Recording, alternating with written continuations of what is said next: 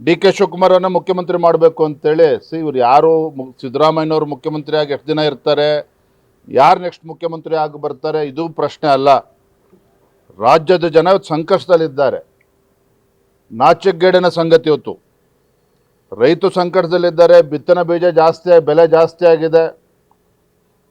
ಸಾಮಾನ್ಯ ಜನರ ಮೇಲೆ ಹೊರೆ ಜಾಸ್ತಿ ಆಗಿದೆ. ಅಬಕಾರಿ ಸ್ಟಾಂಪ್ ಡ್ಯೂಟಿ ಎಲ್ಲವನ್ನೂ ಜಾಸ್ತಿ ಮಾಡಿಕೊಂಡು ಆರ್ಥಿಕ ಸಂಕಷ್ಟದಿಂದ ಇವತ್ತು ಪಾರಾಗೋದಕ್ಕೂ ಕಷ್ಟ ಆಗ್ತದೆ. ರಾಜ್ಯ ಸರ್ಕಾರ ಇವತ್ತು ಸರ್ಕಾರಿ ನೌಕರಿಗೆ ಸಂಬಳ ಕೊಡೋದಕ್ಕೂ ಕೂಡ ಕಷ್ಟ ಇದೆ. ನಾವು ಇದನ್ನು ಹೇಳಿದ್ರೆ ಮಂತ್ರಿಗಳು ಉಡಾಫೆಯಾಗಿ ಉತ್ತರ ಕೊಡ್ತಾರೆ. ಒಟ್ಟಾರೆಯಾಗಿ ಈ ರಾಜ್ಯ ಸರ್ಕಾರದ ಬಗ್ಗೆ ಜನರು ಬೇಸತ್ತಿದ್ದಾರೆ.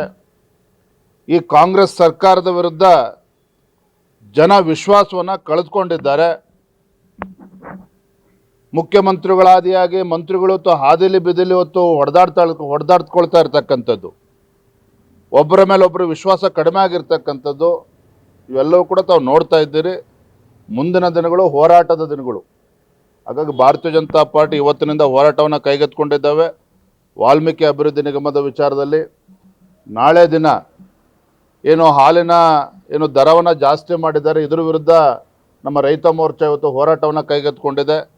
ಮುಂದಿನ ದಿನಗಳು ಕೂಡ ಬೇರೆ ಹೋರಾಟಗಳನ್ನು ಕೈಗೆತ್ತಿಕೊಂಡು ಈ ಸರ್ಕಾರಕ್ಕೆ ಬಿಸಿ ಮುಟ್ಟಿಸ್ತಕ್ಕಂಥ ಕೆಲಸ ನಾವು ಮಾಡ್ತೇವೆ. ಭಾರತೀಯ ಜನತಾ ಪಾರ್ಟಿ ಮಾಡ್ತೇವೆ.